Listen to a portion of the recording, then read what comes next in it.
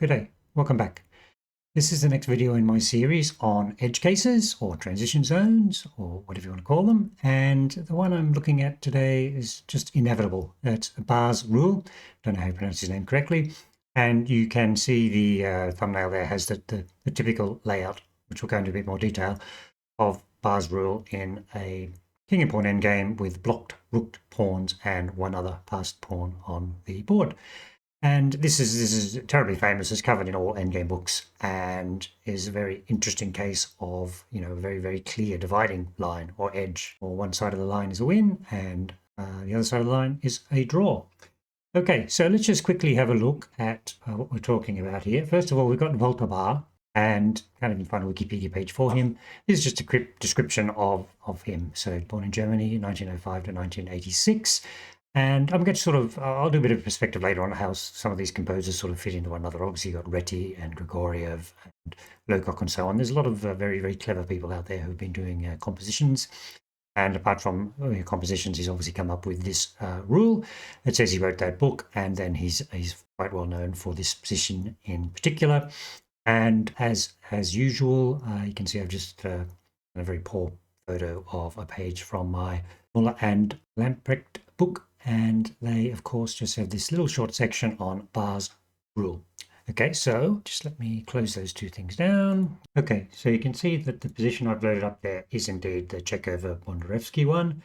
And this shows both the type of position and a winning position. So let's just quickly go through this. The video is going to be in a couple of parts. First of all, I'm going to go over the basic reason why Bahr's rule works and the winning method, also the drawing method. And then I'm going to do a little bit later on, run my little simulation and just sort of show some other sort of interesting quirks where there are some exceptions to Bahr's rule.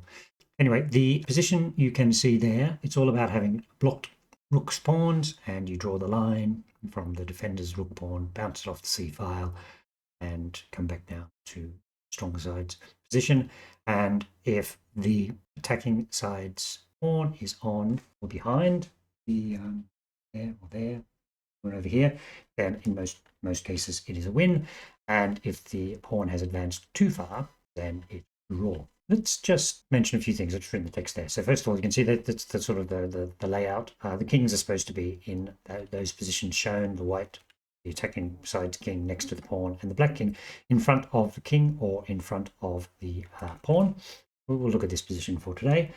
And then some sort of quick rules. If the attacker's strong side's pawn, if this pawn was actually on a5, then the position would always be a win if it's crossed in the other half of the board. And we'll as we go through these cases, we'll see why that's the case. And if it's not, if it hasn't crossed the halfway line, then use Bahr's rule as described. Okay, but let's see what the winning technique would have been. We'll just quickly do that first and have a look at how it works. Right, so the king would go across to attack the rook's pawn. Now the thing is, if black blocks, it just makes it worse, because black can sort of, he's got the opposition, okay, fine, but now white would just press, and black's position is going to be worse, because now if the king has to go back and pick up the pawn, then we'll even be more tempo up on what actually happened in the game, in what could have happened in the game. So let's just do it the other way, where black makes a beeline for taking the white pawn. See what happens. Right, so that's all fine. And there's the problem, that because black is coming back on this diagonal, he actually gets shouldered. It's all about shouldering. You can see very, very clearly that black's coming from any of these squares, any of these variations, then black's going to be blocked by the white king, and the white pawn will just. However, let's see, I'll load a position. If the black king is sucking back on that diagonal, or diagonal like that, and you'll actually be able to block the king. Now just if the white king went in there. So we either get to the blocking the king and the pawn by getting to the c8, b8 square, or we can trap the white king to the side of the board. Okay, so let's see how that works in practice. Let's go back to the start. Okay, here we are, same position, moved one square forward. Let's see what happens. The white will do the same, move across, grab, cross, cross. I'm moving back. See the advantage, black now goes there. So either black will get to the b8 square or if the white king goes to there, then king into the side of the board. So that's why that diagonal is so key. It's when black takes pawn, it is all about whether you're running back that diagonal. If you're running back these diagonals, you're not going to make it. But these diagonals. Okay, so let's just right. So here we're back to the original position. Let's have a look at what is going on. What happens is 1, 2, 3, 4, 5. Okay, it will always take 5 tempi to grab the pawn and move diagonally up. And has that correspond to the random's F file? So we got. Now let's have a look at this for black. Black will have to go 1, 2. Now the fastest way back on the diagonal. 3, 4. He has to spend 2 moves to getting over to grab the pawn. So he's lost 2 moves and then he moves back. And his 5th move, so black's 5th move would actually be there. But he's being shouldered away by the white king if he's going back on the diagonal. We can sort of just do that. I'll do some quick things here. So if the pawn, passed pawn, is on the 10th, then white takes n-1 moves to get the king to the b file after taking a pawn, but black takes n-1 moves to get to the c, right? So just trying to sort of map that out. It'll be the same, it'll always be that combination. And the whole question is if it's on this diagonal or further back, then black can't get through. Black gets shouldered, and if it's on that diagonal or further up the board, then it doesn't get shouldered back. So that's the premise. That's why this rule works. The key is the diagonal coming from the C7 square. And obviously, you're affected if you're H pawns, or reflected if black is the stronger side.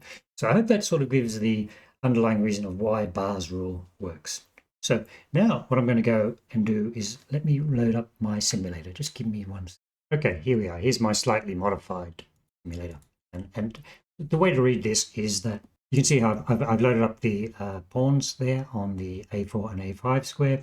And then the color of the square indicates if the white pawn was on that square with kings in that relative position next to that pawn, red means it's a win for white, green means it's a draw for black, and grey areas, it's another sort of title I could use, is ones where it depends upon the opposition.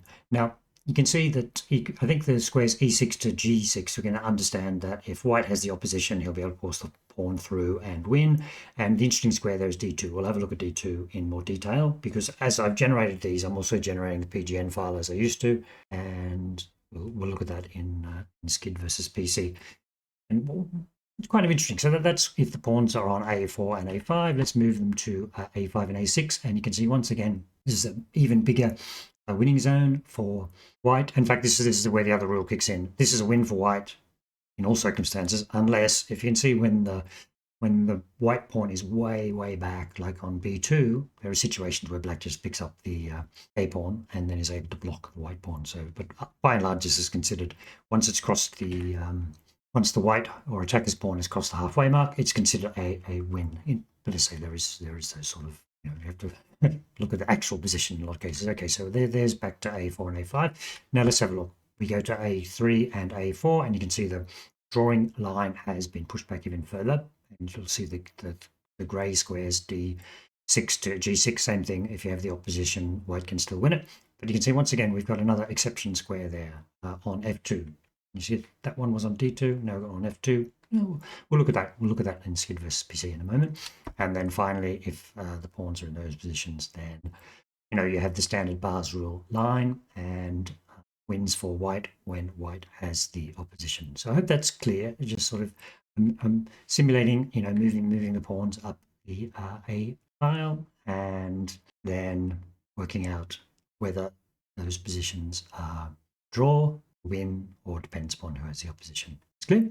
So let me move on to Scid versus PC, and we'll have a closer look at some of those exceptions to the Bahr rule. Okay, so let's just quickly look at this position, which is the same rook pawn position, but now the white pawn is 1 square back. This should be an easy win for white. Let's just have a look at who just come up with for a solution. So as I say, I've done there's 12 positions I've put in here, and the idea was that I put all the positions in here which are either grey dots on the previous analysis or like a red square was next to a green square. So that will be of some interest.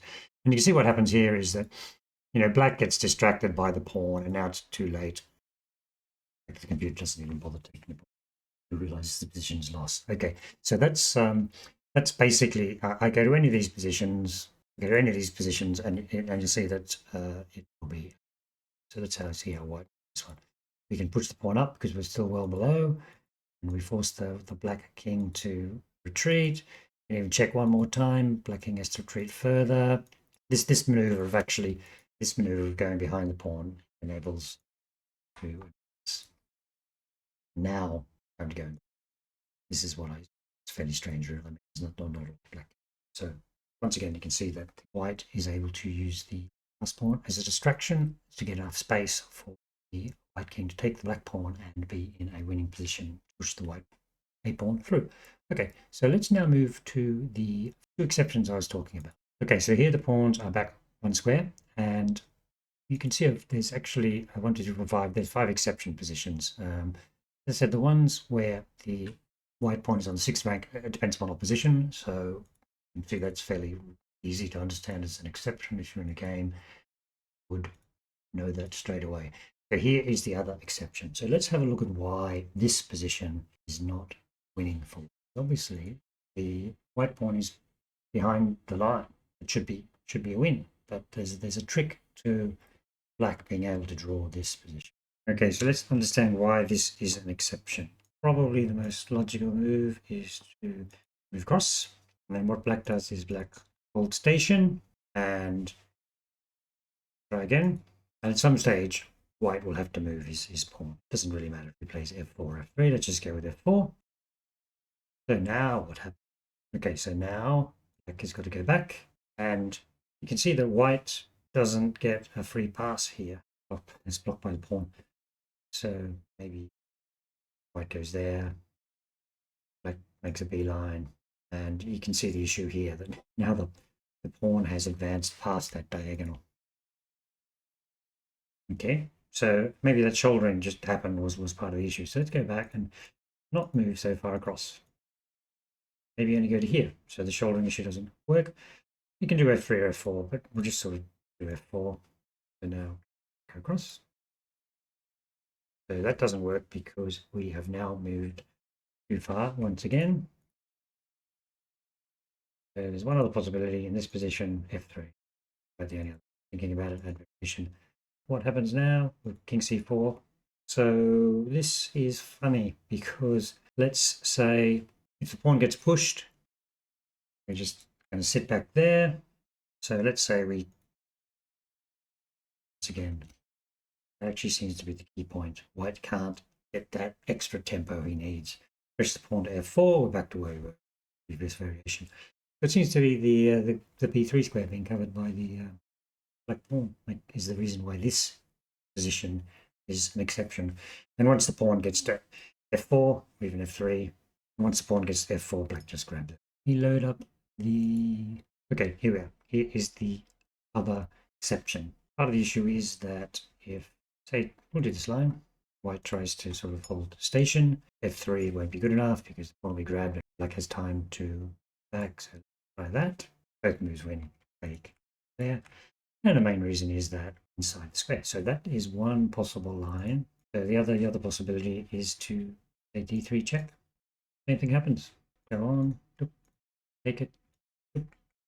Force black moves inside the square, and that's a draw.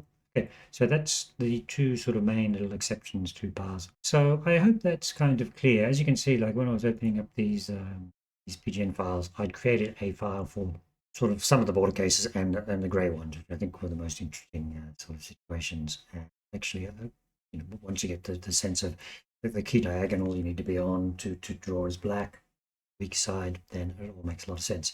Now, what I haven't done in this video is the other king position they had talked about, right? Having your king in front of the pawn rather than in front of the white king. That could make some differences. And then what I also wanted to do was use a scout fish to find a lot of real-world examples and see how accurately they have been played, either sort of situations leading up to or in Bahr's rule type positions, like the one which Muller had, Chekhover-Bondarevsky.